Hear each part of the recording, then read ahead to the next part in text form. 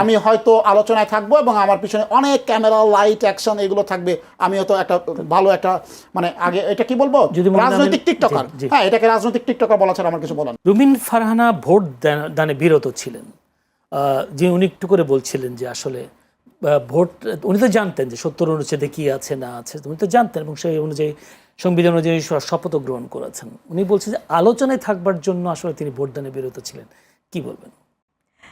দেখেন আমি একটা কথা বলি, ভোট তো যদি আমি মনে করি নাগরিকের যেমন ভোটাধিকার আছে, সে তার ভোট দিবে কি দিবে না এটা তার সিদ্ধান্ত। রুমিন ফারহানা একজন সাংসদ, তারও একটা ভোটাধিকার আছে, তিনি দিবেন কি দিবেন না এটা তার সিদ্ধান্ত। এখন তিনি যে ব্যাখ্যা দিয়েছেন সেই ব্যাখ্যা আমি গ্রহণ করব কি করবো না, যেমন মমিনুল আমিন উনি গ্রহণ করছেন না এবং অত্যন্ত যুক্তি দিয়েছেন ওনার জায়গাটা থেকে। আমার জায়গাটা থেকে আসলে উনি যে গ্রহণ করবেন না বা ভোট দিবেন এটা আমি আগে থেকেই জানি, ঠিক আছে।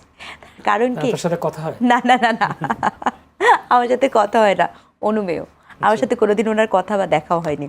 হ্যাঁ অনুমেয়, কেন অনুমেয় আমি আপনাকে বলি, কারণ কি এটাকে এই মুহূর্তে সংসদে আপনি যদি গত 6 মাসের সংসদের প্যাটার্নটা একটু খেয়াল করেন, ক্ষেত্র বিশেষে Rumin Farhana is one and only person who is a qualityful opposition.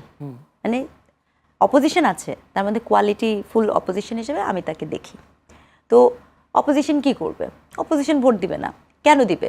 তার কারণ তার ভোটের এখানে কোনো ভ্যালু অ্যাড করে না।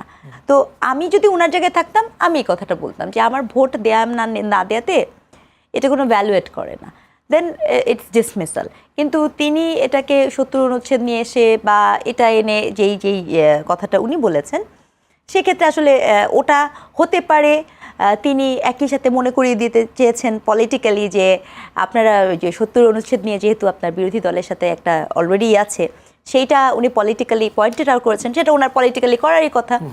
অথবা হতে পারে যে তিনি ভাই যেটা বলেছেন যে হয়তোবা সে কারণে বলতে পারে। কিন্তু আমি ব্যক্তিগতভাবে মনে করি যে যেখানে ওনার ভোটের ভ্যালু অ্যাড করে না সেখানে উনি ভোট দিবেন না। উনি হয়তো এখন স্বতন্ত্র বলে সেই সিদ্ধান্তটা নিতে পেরেছে, কিন্তু যদি উনি দলের হলে তো তাহলে তো তিনি ডেফিনেটলি পারতেন না, অফকোর্স নট। তখন কি তিনি এই কথা বলতেন না? তখন তিনি কখনোই এই কথা বলতেন না, নির্দ্বিধায় আমি বলতে পারি, কারণ বলার কোনো সুযোগ নেই। মানে সিস্টেমটার মধ্যে এরকম, তাহলে ওই তো সদস্যপদ সুযোগই নাই, কারণ 70 অনুচ্ছেদে ওই সুযোগই তো নাই আপনার, রাইট? সো তিনি ওটার মধ্যে থাকলে তো কখনোই বলতেন না। আসলে সত্যিকার অর্থে আমরা একটা নির্বাচন দেখেছি, কিন্তু আসলে এটা তো আর ওরকম নির্বাচন না। এখানে যখন একটা দল 2/3 ভোট পেয়ে যায় তখন তার মনোনীত প্রার্থী রাষ্ট্রপতি হবেন, এটাই খুব স্বাভাবিক। কিন্তু যদি 2/3 প্রার্থীতা না পেত তখন নয় আমরা একটুখানি ওকে ইলেকশনটা খুব জমজমাট হচ্ছে, এরকম তো ব্যাপারটা না। তাহলে আপনি আমাদের প্রধান নির্বাচন কমিশনার যে বললেন আজকে খুবই সুষ্ঠু ভোট হয়েছে, সুন্দর ভোট হয়েছে, এত সুন্দর পরিবেশ, ভোট হওয়াটা খুবই ভোট তো সুষ্ঠুই হয়েছে, ভোট সুষ্ঠু হয়েছে। দেখেন সংসদ থেকে তো ব্যালট বাক্স চুরি করার কোনো সুযোগ নাই, এটা প্রকাশ্য ব্যালটে ভোট, এটা এমন কিন্তু গোপন ব্যালটে ভোট না। আমি একটা ছোট সংসদ, আমি একটা সংযোগ একটা যদি একটা অ্যালাউ করেন আমাকে। দেখেন রুমিন ফারহানার প্রসঙ্গে আমি আরেকটা তথ্য দিতে চাই। দেখেন যেদিন উনি শপথ নিলেন সংসদ সদস্য হিসাবে, 2টা শপথ নেওয়ার কথা কিন্তু তখন তৎকালীন অন্তর্বর্তী সরকার বলেছিল, উনি কিন্তু একটা শপথ নিয়েছিলেন। আপনাদের হয়তো মনে আছে সংবিধান সংস্কারের যে সংস্কার পরিষদ সদস্য উনি কিন্তু ওই শপথ নেন নাই, কারণ বিএনপি সদস্যরা তখন কিন্তু একটা শপথ নিয়েছিল, আমরা বলেছিলাম 2টা শপথ আমরা নিব না।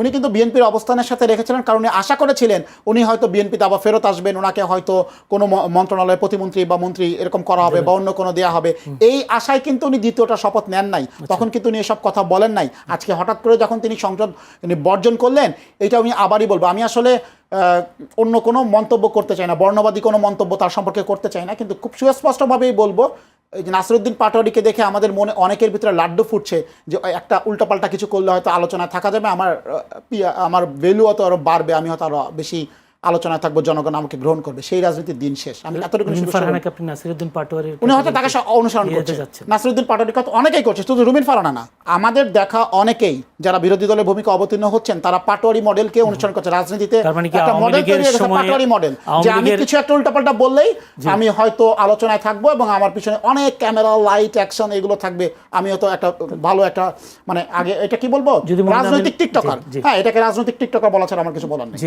সেই ক্ষেত্রে তাহলে আওয়ামী লীগের সময় যখন বিএনপির অনেকটা যদি বলি খুবই কষ্টের জীবন ছিল, সেই জীবনগুলো সেই দিনগুলোতে যে উনি প্রতিবাদ করেছেন, সংসদে করেছেন, টকশোতে করেছেন, তার সেই অবদানগুলোকে আপনারা এখন অস্বীকার করেন? দেখেন আমি তার অবদানের কথা নিয়ে তো এখানে কথা হচ্ছে না, তিনি যখন টকশোতে কথা বলতেন তখন বিএনপির অসংখ্য অগণিত নেতাকর্মী রাজপথে রক্ত ঝরাইতো, গুম হইতো, মিথ্যা মামলায় হাজিরা দিত, পাট খেতে ঘুমাতো, কষ্ট দিন জীবনযাপন করতো। তিনি তাদেরকে রিপ্রেজেন্ট করতেন। আজকে তিনি কাদেরকে রিপ্রেজেন্ট করছেন, কার হয়ে কথা বলছেন, কোন স্বার্থকে তিনি অ্যাড্রেস করছেন, হ্যাঁ এইটা আপনাকে দেখতে হবে, বুঝতে হবে। অসংখ্য ধন্যবাদ। আমি যদি ছোট্ট করে আপু এক মিনিট যদি বলতে পারেন, যেটা বলছিলাম যে খুবই সুন্দর শান্তিপূর্ণ পরিবেশে নির্বাচন হয়েছে, আমার প্রধান নির্বাচন কমিশনের এই বক্তব্যটাকে ছোট্ট করে কীভাবে মূল্যায়ন করবেন, তারপর আমি বিরতিতে যাব। ছোট করে শুধু এতটুকুই বলবো, অনেক সময় হয় না যে আমাদের কিছু কথা সবসময় বলতে হয়, বলতে বলতে অভ্যস্ততা তৈরি হয়ে যায়, হয়তো বা সেই জায়গা থেকেই বলেছেন, কারণ নির্বাচন কমিশন মাত্রই বলতে হয়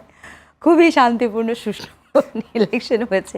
এই কারণ এই প্রতিটা কথা কেবলই বাগাড়ম্বরত ছিল, অপ্রয়োজনীয় ছিল, উনি এভাবে না বললেও পারতেন, বাট এটা বলেছেন তাতেও খুব একটা কিছু ক্ষতিটতি হয়নি, কারণ এটা খুবই এটা সাধারণ হবে, স্বাভাবিক হবে, সুষ্ঠু হবে, এটা জানাই যায়, ঠিক আছে। তো এটা উনি বলাটা আমার কাছে মনে হচ্ছে, ওই যে সবসময় বলি তো, এটাও বলেছি।